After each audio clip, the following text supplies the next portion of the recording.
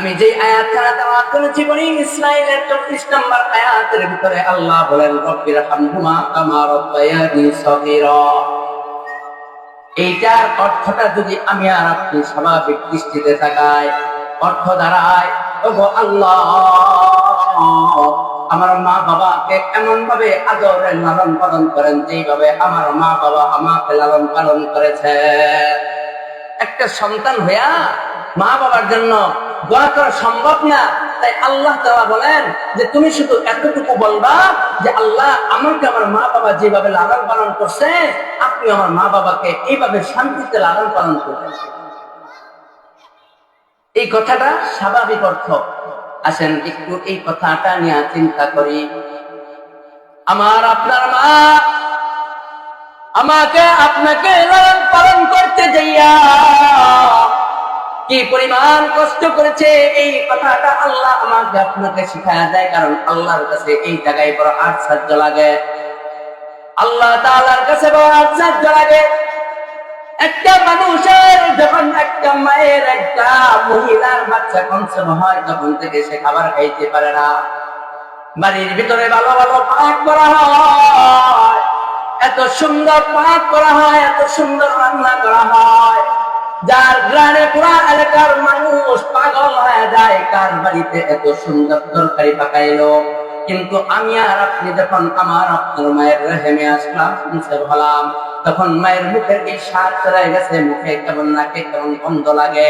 যেই বাড়ির পাক দেখা রাস্তার মানুষ বলে আজকে খাবারটা বড় চমৎকার সুন্দর খাবার হবে, কার বাড়িতে জানি পাকাইতেছে এত সুন্দর পাক, কিন্তু ওই বাড়িতে আমার আপনার মায়ের বাচ্চা কনসেপ্ট হওয়ার কারণে তার কাছে এত সুন্দর খাবারটাও কেমন কথা কথা গন্ধ করে।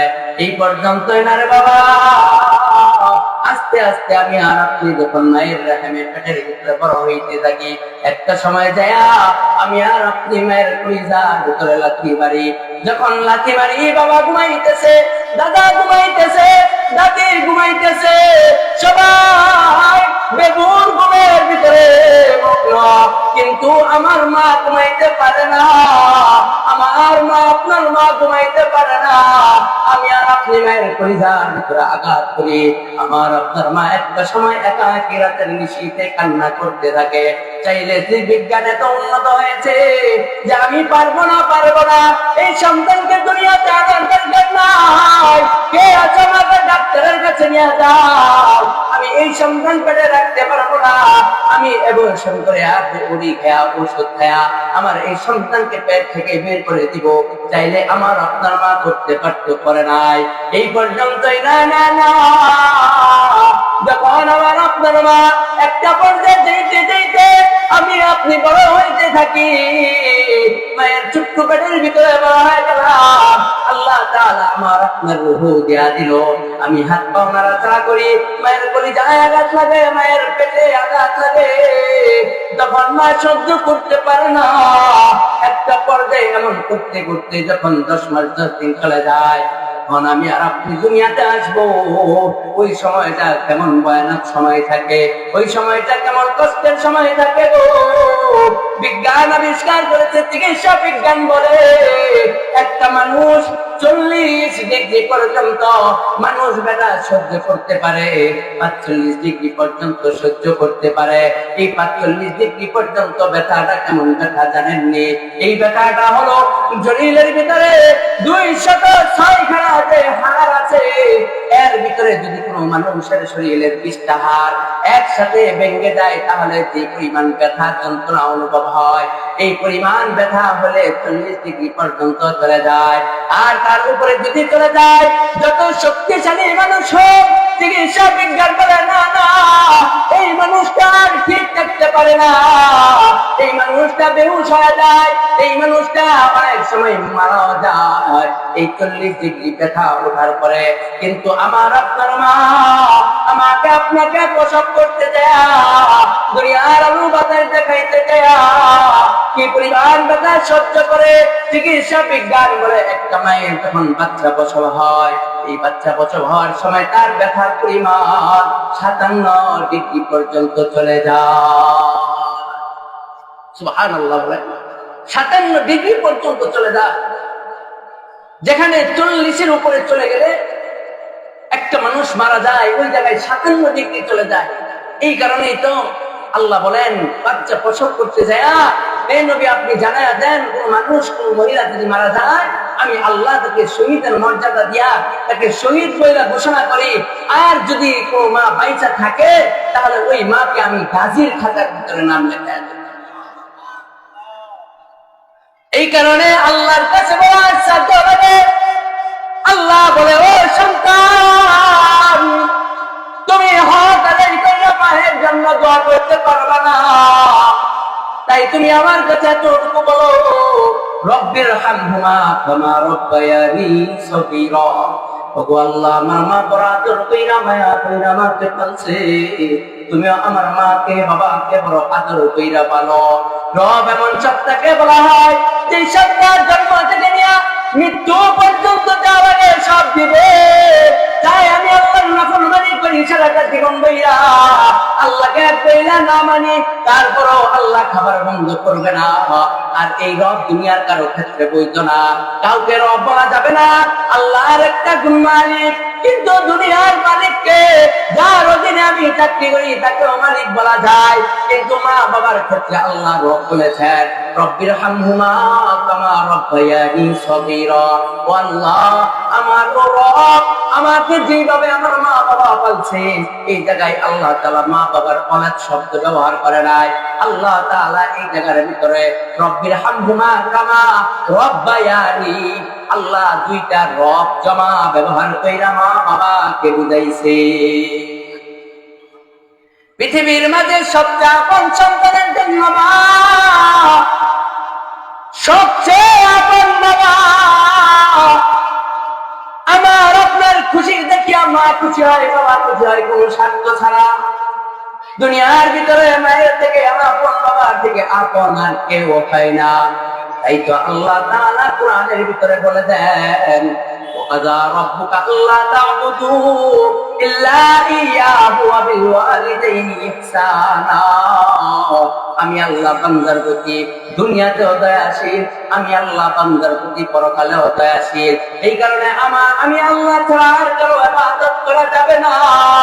সাথে সাথে আমার পরে আল্লাহ বলেন, আমার পরে পৃথিবীর মাঝে সবচেয়ে আপন যেহেতু তোমার মা বাবা, তাই আমি তোমাকে আদেশ দেই যে তুমি তোমার মা বাবা ওয়াবিল ওয়ালিদাইনি ইহসানা, মা বাবার সাথে সুন্দর ব্যবহার করো। কেমন সুন্দর ব্যবহার করবা, পরের অংশে আল্লাহ তাআলা জানায় দেয়, তাদের সামনে ও শব্দটাও বলবা না। কি ও শব্দ বলবা না? একটা কষ্টের কাজের কথা বললো, তুমি বলবা না না ও আমি পারবো না। এই ও না, মুফাসসিরগণ বলে যে একজন সন্তান সে তার মা বাবার ভাগ্যগত সন্তান, সে মা যা বলে তা শুনে, বাবা যা বলে তা শুনে। এমন একটা সন্তানকে মা কাজ দিল, এমন একটা সন্তানকে বাবা একটা আদেশ দিল, ওই আদেশ মানিয়া একটা কষ্ট যে আমার আপনার হয়েছে, এই কষ্টটাও বাবার সামনে এসে প্রকাশ করা যাবে না। ধরেন আমার বাবা, আপনার বাবা বললো যে এই জায়গা থেকে কিছু লাকড়ি নিয়ে বাড়িতে আনো, আমি লাকড়ির বোঝাটা ফেলাই ওরা আমার কষ্টটা আমি বের করলাম।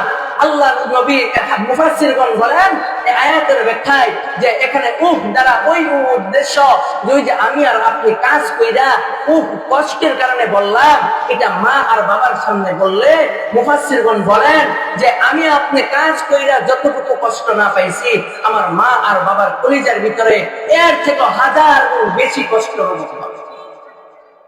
মা বাবার হুকুম মাইনা কাজ কইরা ক্লান্তিটাও তাদের সামনে প্রকাশ করা যাবে না। আর আজকে দুনিয়াতে তাকাইলে দেখা যায় কত সন্তান তার মা বাবার উপরে আঘাত করে, কত সন্তান তার মা বাবার উপরে হাত তুলে। ও কপাল পোড়া, আমি তো প্রায় জায়গায় বলি আজকে আমার মা নাই, আজকে আমার বাবা নাই, আজকে আমার মা দোয়া করতো, আল্লাহ আমার সন্তানকে তুমি এমন একজন আলেম বানায়ো, যে আলেম মানুষের সামনে বক্তৃতা দিবে, যে সন্তান আলেম মানুষের সামনে বয়ান করবে। এমন একটা দোয়া আমার মা করেছিল, আমার জীবনে আমার বুঝি নাই আমার জীবনে আমার পুঁজি নাই, কিন্তু মায়ের এই দোয়ার কারণে আজকে বাবারে আপনাদের সামনে বসিয়া বয়ান করতেছি। আজকে যদি যুবক তুমিও তোমার মার কাছ থেকে এমন একটা দোয়া নিতে পারো, তাহলে তোমার এই দোয়ার কারণে আল্লাহ তাআলা দুনিয়াতে এমন ভাবে চমকায় দিবে, যে চমকানোর পরে তোমার সাথে দুনিয়া আর কেউ হিংসা করেও আগাইতে পারবে না। তাই তো কবিতার ভাষায় বলেন, খেদমতে মা দর বেদর কুন ইখতিয়ার, খেদমতে মা দর বেদর কুন ইখতিয়ার, তাকে বাসি দর্দ আলম বখতিয়ার, খেদমতে মা দর বেদর কুন সুবশার, খেদমতে মা দর বেদর কুন সুবশার, তাকে বাসি দর্দ আলম লেখো নাম। তুমি যদি মা বাবার খেদমত করতে পারো রে যুবক, তাহলে আল্লাহ তাআলা দুনিয়ার ভিতরে চমকায় দিবে, এমন ভাবে চমকাবে দুনিয়ার মানুষ তোমাকে দেখা শুধু আখ্যাত করবে যে হায় হায় এই মানুষটা 2 দিন আগেও দেখলাম খবর পাই না, আজকে এই লোকটা কোটিপতি হয়ে গেল, আজকে এই লোকটা শিল্পপতি হয়ে গেল। ভাইয়ের দোয়া এমন একটা দোয়া, আমার বাস্তব জীবনের একটা কাহিনী। আমার এলাকায় এমন একজন মানুষ আছে, যে মানুষটার ছাত্র জীবন বড় ভয়ঙ্কর কষ্টের জীবন ছিল, কর্মজীবনের শুরু দিকেও বড় কষ্টের জীবন ছিল। একদিন তার মাকে বলে, ও মা, সকল মানুষগুলি বিদেশের ভিতরে যায়, বিদেশে যাইয়া চাকরি করে, আমাকে অনুমতি দেন আমি বিদেশে চাকরি করব। কিন্তু তার মা ওই দিন বলেছিল, যুব সন্তান, আমি তোমার চাকরির জন্য দোয়া করি না, বরং আমি দোয়া করি যেন তুমি চাকরির জন্য বিমান দিয়া বিদেশ না যাওয়া লাগে, বরং তুমি ঘুরতে আর বেড়াইতে যাইবা। আজকে ওই মার দোয়াটা সন্তানের জন্য এইভাবে কবুল হইল। আজকে ওই সন্তান আল্লাহ এত বড় ব্যবসায়ী, এত বড় শিল্পপতি বানাইছে যে 6 মাস তিনি বছরের পরে 6 মাস বিদেশ থেকে, 6 মাস বাংলাদেশে। মায়ের দোয়া এমন দোয়া। এই কারণে যুবক জীবনে আর যাই করো না করো, কোনদিন মাকে কষ্ট দিও না রে যুবক, বাবার কলিজায় আঘাত দিও না। ছোট্ট এই জীবনটাকে সুন্দর করে করো, এমন জীবন করিয়া গঠন। মরণে হাসিবে তুমি, কাঁদিবে ভুবন, তোমার মরণের পরে যেন মানুষ ইন্না লিল্লাহ পড়ে, আক্ষেপ করে। তোমার মরণের পরে যেন মানুষ আলহামদুলিল্লাহ বলিয়া খুশি না হয় রে যুবক। ওরে যুবক, কত তোমার মতো যুবক আছে আজকে মাথায় টুপি লাগায় করে, তোমার মতো কত যুবক আছে নামাজ পড়ে, কত যুবক আছে মায়ের খেদমত করে, কিন্তু তুমি কেমন যুবক হয় না? তোমার কারণে ঘরের ভিতরে মা ঘুরে কথা বলে না, তখন তুমি মায়ের উপরে হাত তুলবে। তোমার বাবা তোমার সামনে উচ্চ আওয়াজে কথা বলে না, তখন তুমি তোমার মায়ের বাবার উপরে হাত তুলবা। ওরে ইমাম শাফি তোমার মতো একজন যুবক ছিল। ইমাম শাফিকে জানেন রে বাবা? এমন একজন ইমাম যে পৃথিবীর মাঝে 4টা বড় বড় মাযহাব, হানাফি, শাফিঈ, মালিকি, হাম্বলি। হানাফি মাযহাব পৃথিবীর শ্রেষ্ঠ মাযহাব, তারপরে দ্বিতীয় নম্বরে শাফিঈ মাযহাব।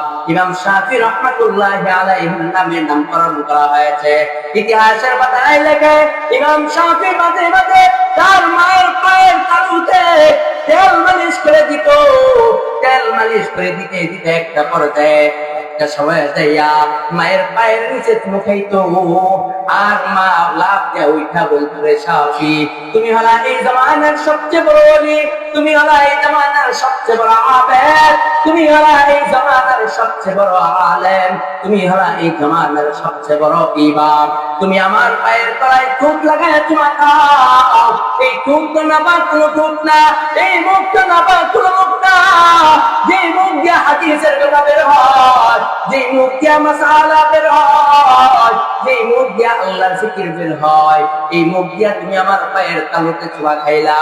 ইমাম শাফি ডাক দিয়া বলে, না না মা, আমি আপনার পায়ে চুমু খাই নাই। আল্লাহর নবী বলেছেন, আল জান্নাতু তাহতা আকদামিল উম্মাহাত, মায়ের পায়ের নিচে জান্নাত। আমি তো আপনার পায়ে চুমু খাই না, বরং আমি আমার জান্নাতে চুমু খাই।